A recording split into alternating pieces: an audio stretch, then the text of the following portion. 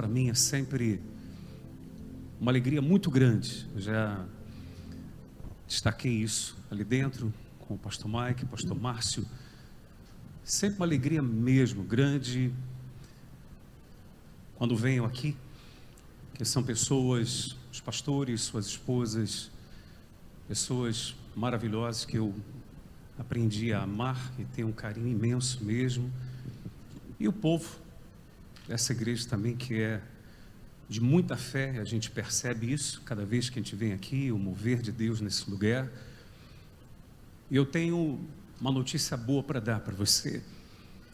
Quem está aqui e você diz assim: bispo, eu estou aqui hoje porque eu quis vir aqui hoje. Levante a mão assim para mim. Eu vim porque eu quis. Eu vou dizer uma coisa para você. Isso não é verdade. Não é verdade. Aí você vai dizer, mas como não? Não é. Você só está aqui porque Deus trouxe você. Aí você vai dizer, mas por quê? Porque Jesus disse assim: ninguém vem a mim se o Pai lá do alto não trouxer. Deus trouxe. E Deus não perde tempo. Se Ele trouxe é porque Ele quer investir em você. Tem algo para fazer na sua vida. Quem crê, glorifique a Ele, por favor. No nome de Jesus, eu creio. Pode se assentar, no nome de Jesus. Graças a Deus. Quem estiver com a sua Bíblia, quiser acompanhar o texto comigo, de leitura. Ai, é bom assim, quando cai tudo no chão. Romanos capítulo 4. Romanos 4. Hoje dá-se início então às 12 semanas de avivamento. O que é avivamento, senão tornar vivo ou mais vivo? E você vai entender algo bastante interessante para que isso de fato aconteça em você. Eu quero falar a respeito de algo que você jamais pode perder, jamais deve perder, tá? E você vai entender direitinho. Eu vou ler o texto e eu explico para você posteriormente.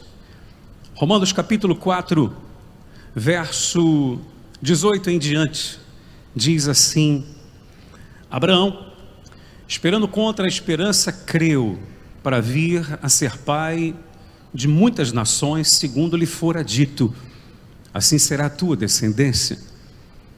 E sem enfraquecer na fé, embora levasse em conta o seu próprio corpo amortecido, sendo já de 100 anos, e a idade avançada de Sara, não duvidou por incredulidade da promessa de Deus, mas pela fé se fortaleceu, dando glória a Deus. Você pode repetir isso comigo? Pela fé se fortaleceu, dando glória a Deus, estando plenamente convicto de que Ele era poderoso para cumprir o que prometera.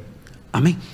Você pode levantar sua mão direita, você aqui no templo, você em casa também. Ora assim comigo: meu Deus e meu Pai, de que em nome de Jesus, fala comigo, Senhor, desperta minha fé nessa noite. Amém. Graças a Deus.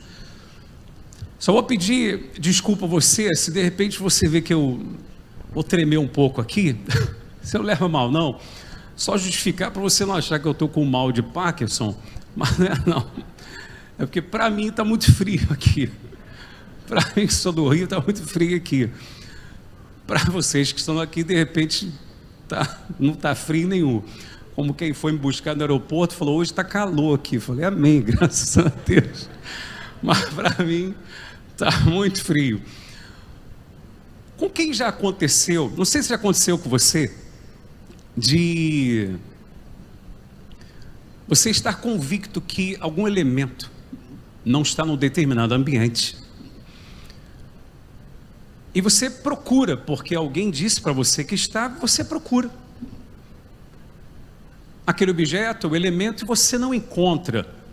Quantos de nós, quando crianças, não falamos assim: mãe, não está lá? E a mãe disse assim: menino, procura lá direito que está. E você voltava lá, procurava, e de lá você gritava: mãe, não está aqui. Ela dizia: menina, eu vou achar, vou esfregar na tua cara, hein? Com quem já aconteceu isso aqui? Olha só. Ou quantos maridos não ouviram isso da esposa? Tá aí, meu filho. Você quer que eu vou lá e acho isso para você? E diz: não, mas não tá. E os seus olhos passaram por cima. Aí você continua insistindo que não está. Não é que a esposa vai lá e diz: olha aqui, não falei que estava.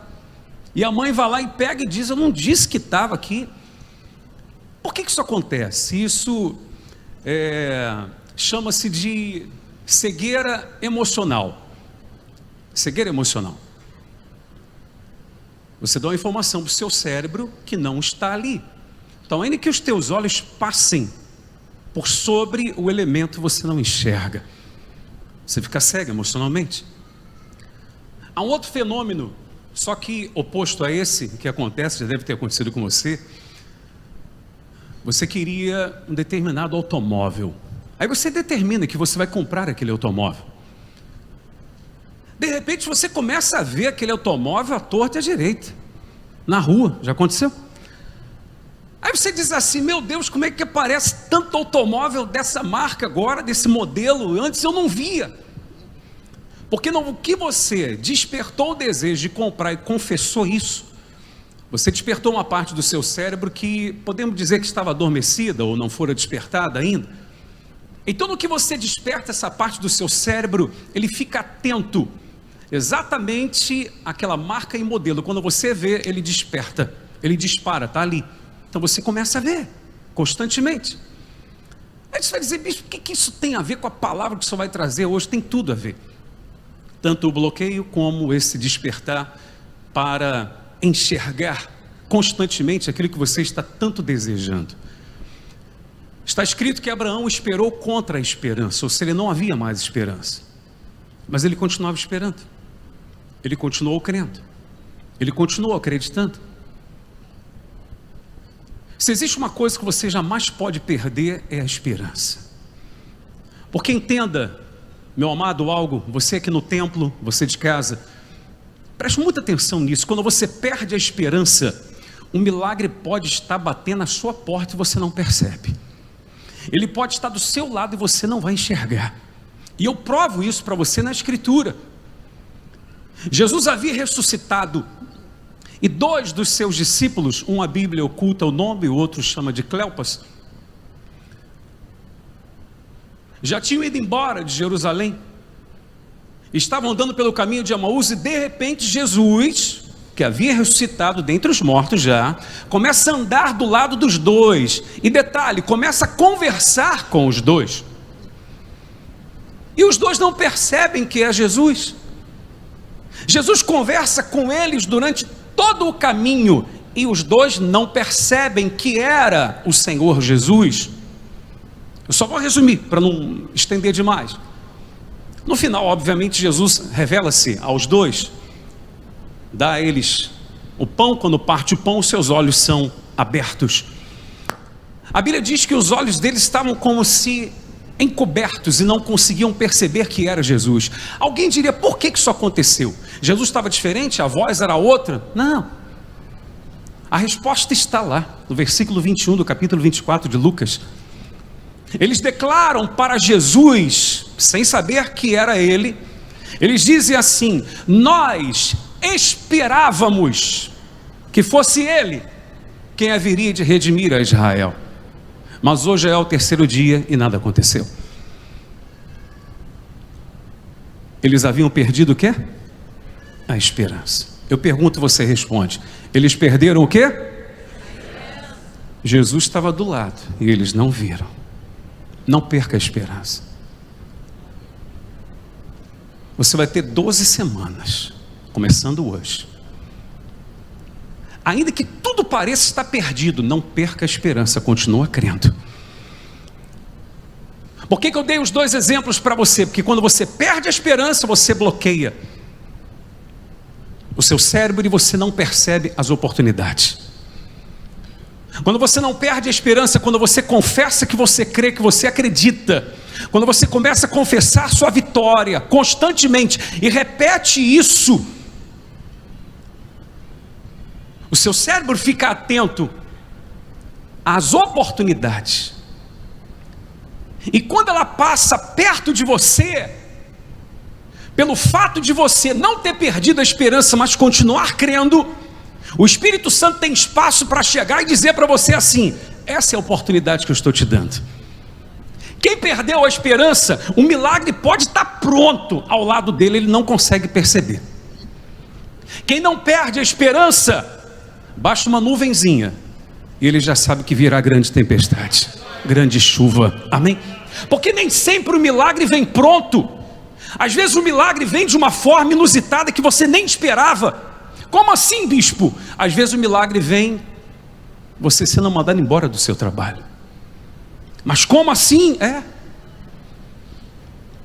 Porque é ali que o Espírito Santo vai mostrar para você: eu não quero mais que você trabalhe para os outros, eu quero que você trabalhe para você. E ele vai começar a mostrar oportunidades para você. Mas como você interpreta aquilo? Você sabe que não é o problema em si que a pessoa enfrenta que destrói a sua vida, mas é a interpretação que ela dá. No que ela interpreta de maneira negativa, as suas ações são negativas também. Que interpretação você dá a determinados fenômenos, digamos assim, da sua vida? Especialmente os negativos, especialmente os ruins. Quando você interpreta dizendo: já era, eu estou perdido, e você confessa isso, você realmente estará perdido. E nem Deus poderá fazer nada por você. Aí você vai dizer: mas de onde o senhor tirou isso que nem Deus vai poder fazer nada por mim? É claro que não. Deuteronômio capítulo 7, verso 27 diz, 7:17, perdão. Deus disse assim: se você disser no seu íntimo, essas nações são mais poderosas do que eu. Aí Deus faz uma pergunta assim: como é que eu vou poder te ajudar?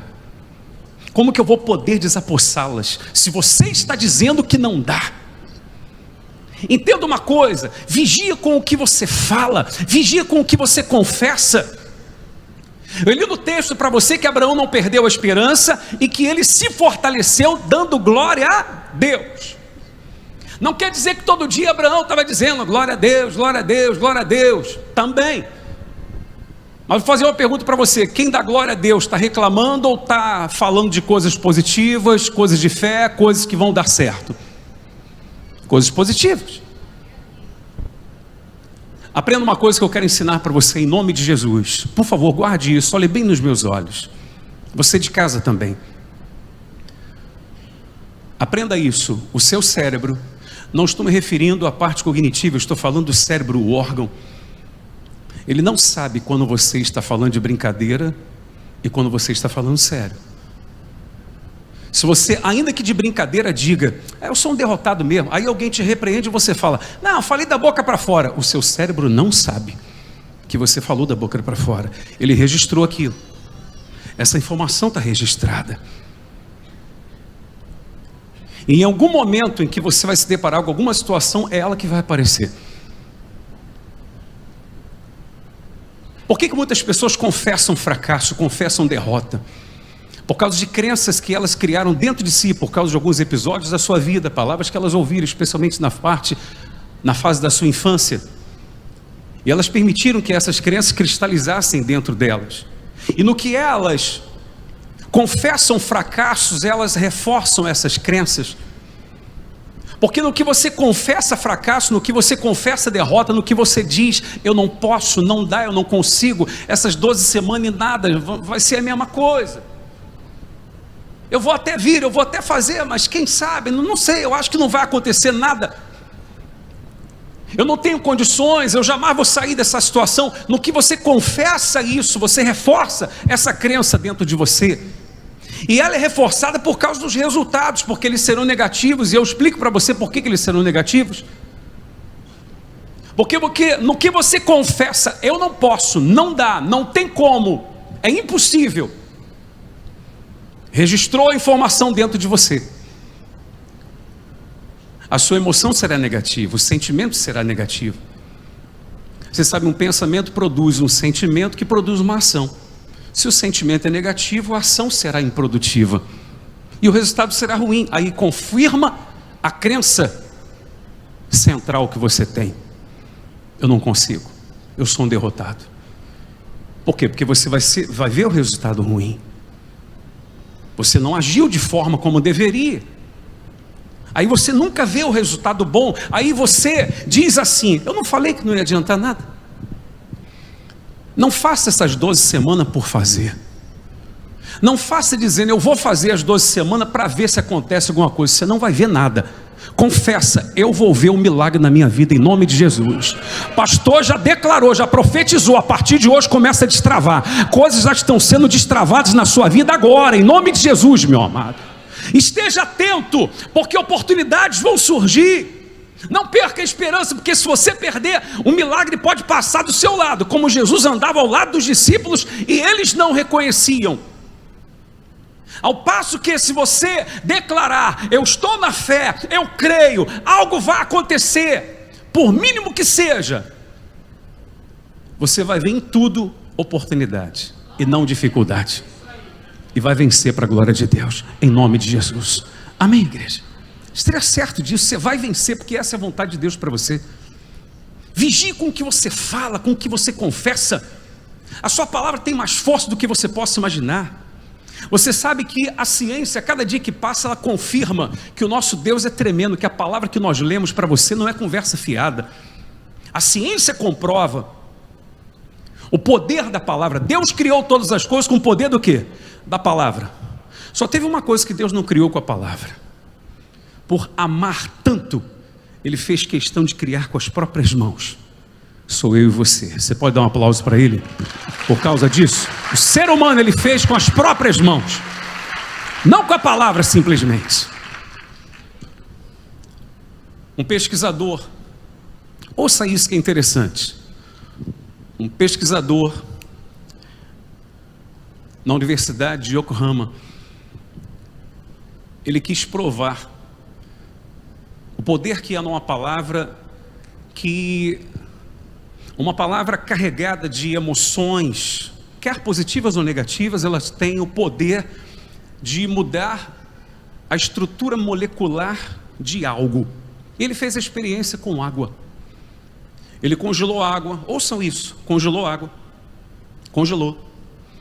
Pegou lá um super microscópio com fundo negro.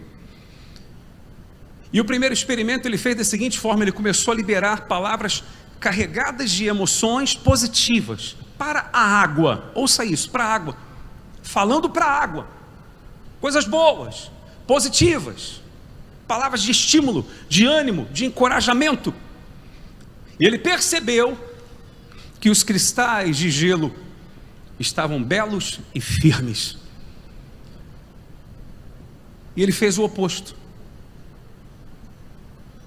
Ele começou a proferir palavras pesadas, negativas, carregadas de emoções negativas, palavras de destruição, de morte. E ele percebeu que os cristais estavam disformes e escurecidos. Você sabe lá o que é isso? A palavra tem o poder de mudar a estrutura molecular de algo que não é vivo.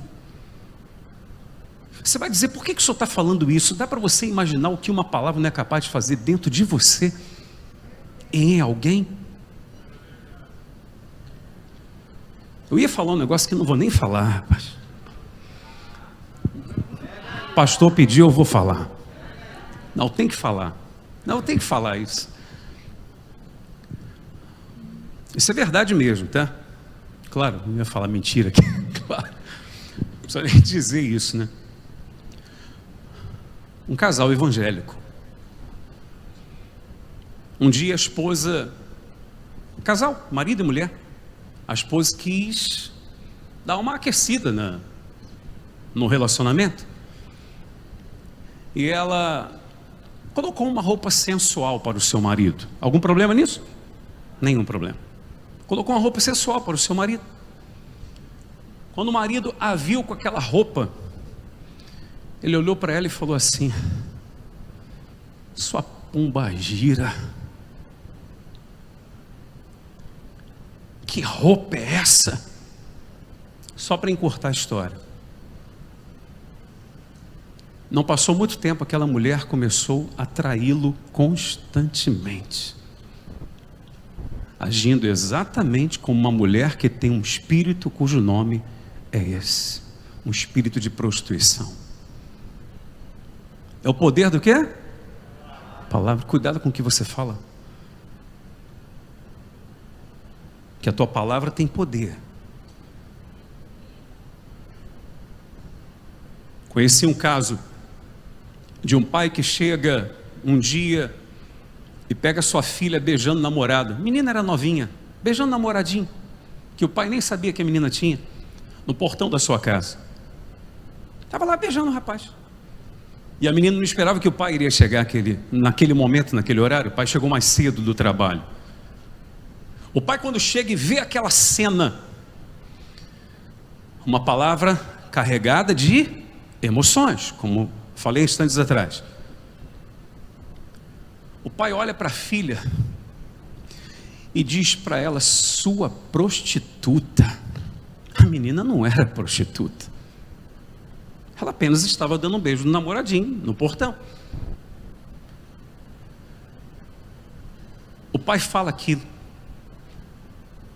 põe o rapaz para correr, manda ele entrar para dentro de casa. Alguns meses passaram e aquela menina,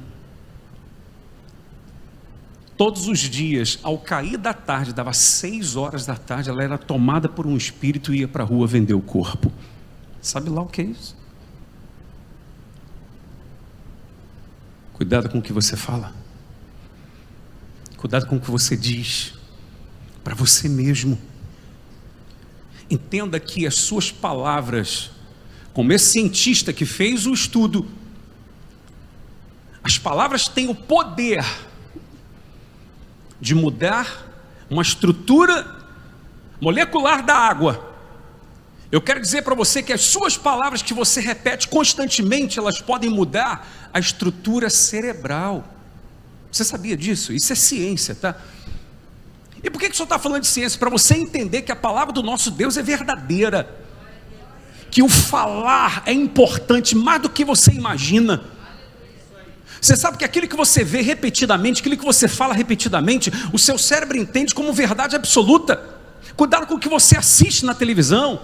Quantas pessoas adoeceram, não pela Covid, adoeceram emocionalmente, estão agora depressivas ou com crises de ansiedade ao extremo, de tanta informação negativa que desde quando começou a pandemia, ela trouxe para dentro de si. Ela via aquilo todo dia, toda hora, jornal em cima de jornal e tal, e ela recebeu aquilo, seu cérebro absorveu aquilo, e a pessoa está morta por dentro. Mas eu quero dizer para você que isso é possível mudar. Isso é comprovado cientificamente se você começar a confessar palavras e você procurar encher essas palavras de emoções positivas, e você começar a esforçar-se, ainda que sem vontade, mas ter um comportamento alinhado, adequado com o que você está falando, isso muda a sua estrutura cerebral. E o seu organismo ele deixa de receber tantos neurotransmissores, ruins, prejudicial ao seu organismo. E o seu cérebro vai começar a liberar aqueles que são bons, que vão trazer bem-estar, que vão trazer alegria, que vão trazer prazer, porque vai mudar a estrutura cerebral. Por que eu digo que a questão de falar é importante repetidamente? Você pode ler. Se você diz assim: bicho, só está inventando. Josué, capítulo 1, versos 7 e 8, leia lá e você vai ver. Quando Deus fala com Josué 3 vezes para que ele fosse forte e corajoso, Deus diz assim: ei, ouçam, Deus diz assim: não cesses de falar das leis, das minhas palavras. As palavras de Deus são boas ou são ruins? São boas.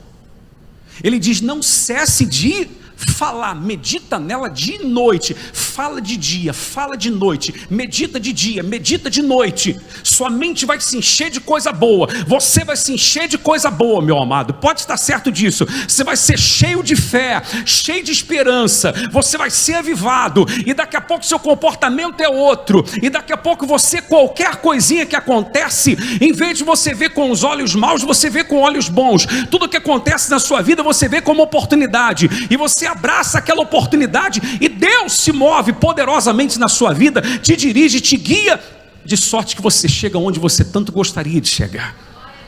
Não cesse de falar, não apenas pense, fale,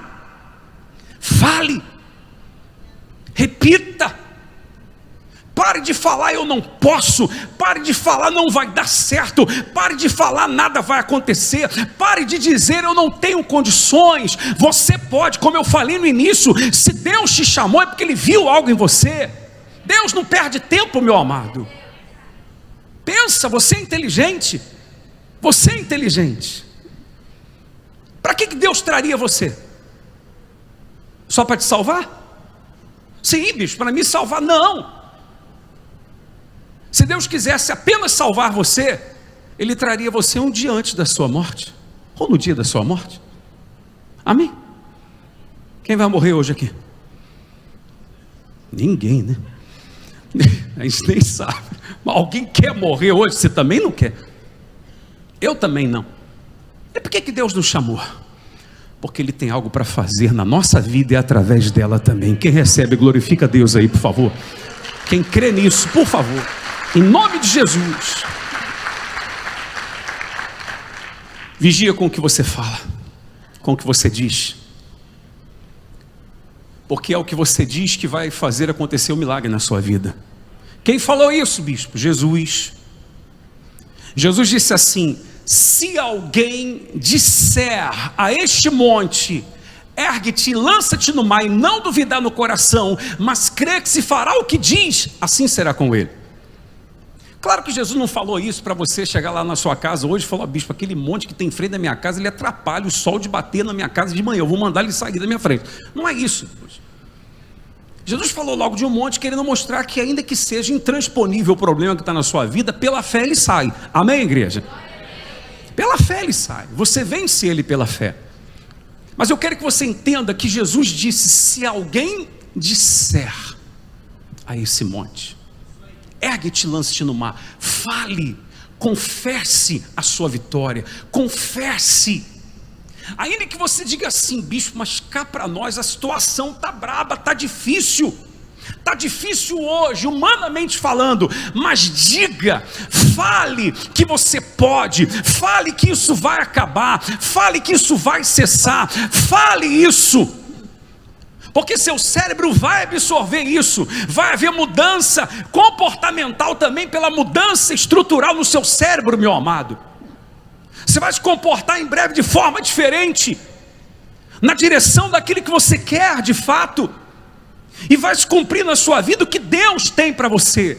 Se alguém disser a este monte, não é só para pensar, é para falar. Fale, diga. Mas o que você tem falado para você? Te fortalece ou te enfraquece?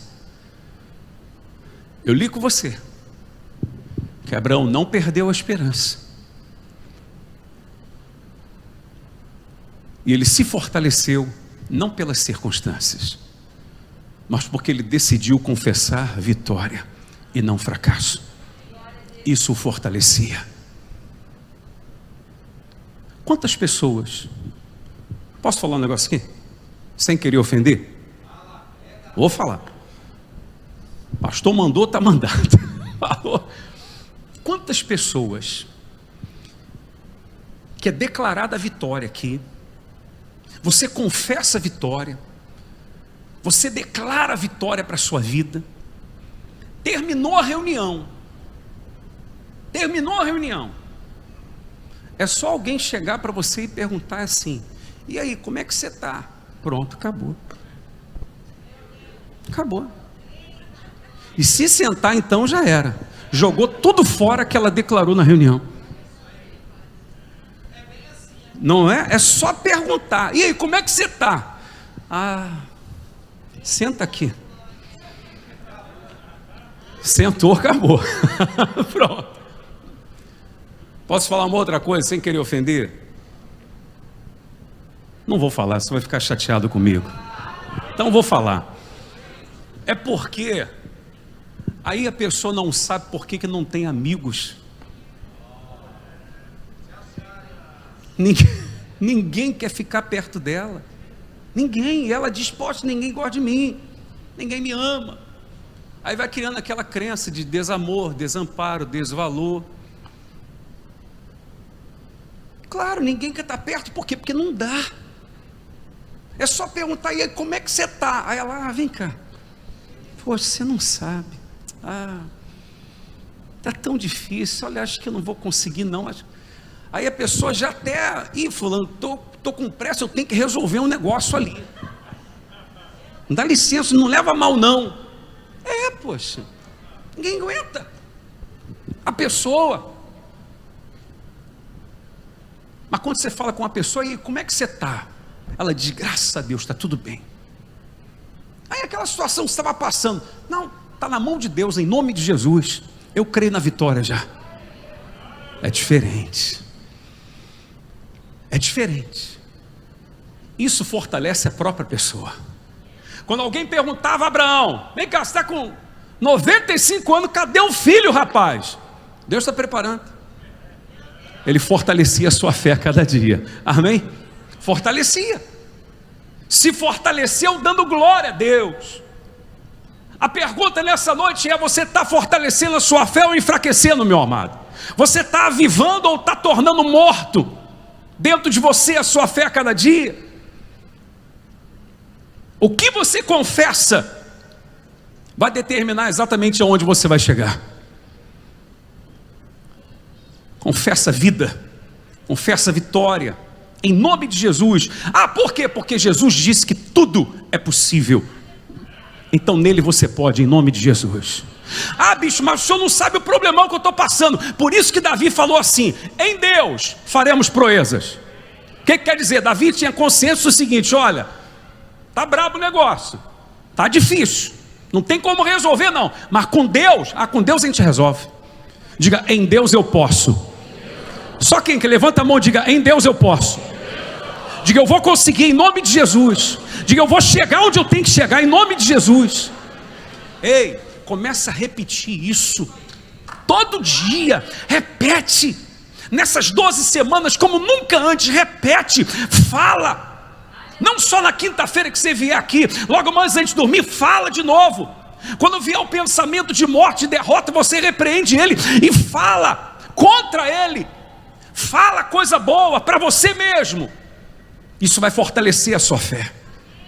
Aí você vai dizer: bicho, mas é mentira. Não, não é mentira. É fé. Fé é uma coisa, mentira é outra. Se você perguntar para mim: tudo que o senhor quer está acontecendo? Não. Tem coisas que o senhor não quer que está acontecendo? Tem. Mas se você perguntar para mim: está tudo bem? Está tudo bem. E está tudo bem. Por quê? Porque eu decidi viver por fé e não por vista. Amém, igreja? Glorifica Ele em nome de Jesus. Decida viver por fé e não por vista. Não pelo que vê, não pelo que sente, mas por fé. Fé é certeza do que se espera e convicção do que se não vê. Não vi ainda, mas tenho certeza que vai acontecer. Então no que você vai confessando, vai dizendo, vai determinando, daqui a pouco você é outra pessoa. E daqui a pouco você está conquistando tudo que você quer. Não perca a esperança. Já vou fechar a mensagem já. Você lembra de Agar? Bem, deixa eu explicar quem era, que se uma pessoa pela primeira vez falar: Agar, será que é a vizinha lá perto de casa, uma pessoa que eu conheci? Agar, serva de Abraão, que tivera um filho com ele, que com a permissão de Deus, Abraão mandou que ela fosse embora com Ismael, errante pelo deserto, apenas com um odre de água e pão. No deserto acabou a água, acabou tudo. Agar tinha certeza que o seu filho ia morrer. Ela coloca o seu filho distante dela, debaixo de uma árvore, e ela diz: eu não quero vê-lo morrer. Não quero vê-lo morrer. Na mente dela, ela estava dizendo: meu filho vai morrer. Vai morrer. O filho chora, clama. Deus ouve a voz do menino e fala com Agar: por que você está aí parada? Pega o menino, toma o menino, continua a jornada, vou fazer dele uma grande nação. E está escrito que Deus abriu os olhos de Agar e ela viu um poço com água. Por favor, não está escrito que Deus fez um poço aparecer ali. O poço já estava ali.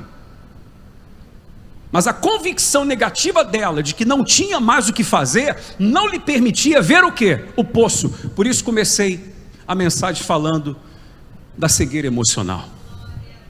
No que você diz, não tem jeito, Deus já colocou perto de você a vitória e você não percebe. Às vezes a vitória não vai vir do tamanho que você espera que ela venha, mas nada começa grande. Às vezes é uma pessoa te dando uma pequena oportunidade, que hoje parece ser pequena, que tornar-se-á grande amanhã ou depois, em nome de Jesus. Amém, igreja? Deus faz do jeito dele, meu amado. Eu vou ser objetivo aqui para não passar do tempo, mas eu tenho que contar um caso para você. Posso contar rapidinho um caso aqui importante? Uma senhora que ela vivia orando para o filho dela se converter. Filho dela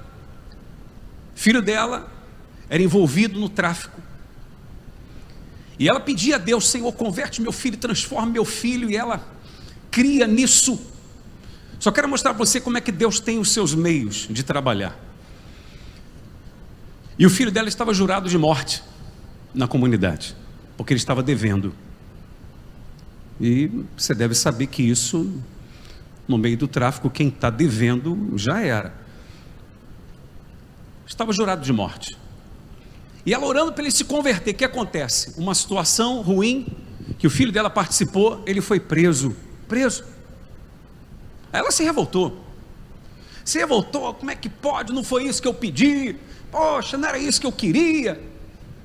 Só para resumir a história, o filho dela foi preso. Lá na prisão, ele foi evangelizado e conheceu Jesus. Lá na prisão mesmo, ele começou a pregar sobre Jesus. Por boa disciplina, o tempo que ele ficou lá dentro caiu ao extremo. Quando ele sai de lá, ele sai para fazer a obra de Deus. Mas sabe quando que ele saiu de lá? Quando todos que queriam matá-lo estavam mortos. Deus faz certo. E o filho dela hoje é um homem de Deus. Amém, igreja? Por que Deus permitiu ele ser preso? Para ele não morrer. Amém? Para ele não morrer. A prisão foi uma proteção. Deus sabe o que faz. Você pode dizer isso? Deus sabe o que faz? Deus sabe, meu amado.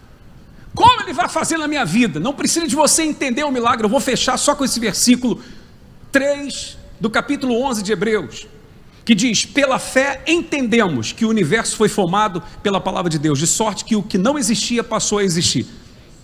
Diga: pela fé entendemos. Mais uma vez: pela fé entendemos.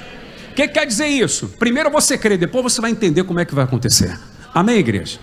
Ah, como vai acontecer? Não precisa de entender o mecanismo do milagre, desde que Deus vai fazer do melhor jeito. O melhor jeito é com Deus, apenas creia. Pela fé entendemos, ou seja, quando você tem fé, quando você crê, então lá na frente você vai entender como Deus vai fazer. O importante é que Ele vai fazer, você vai confessar a vitória, essa vitória que você vai confessar vai entranhar dentro de você, você vai mudar seu comportamento e em breve você vai chegar onde Deus quer que você chegue. E o detalhe, o nome dele vai ser glorificado na sua vida. Quem recebe, glorifica ele bem forte, em nome de Jesus.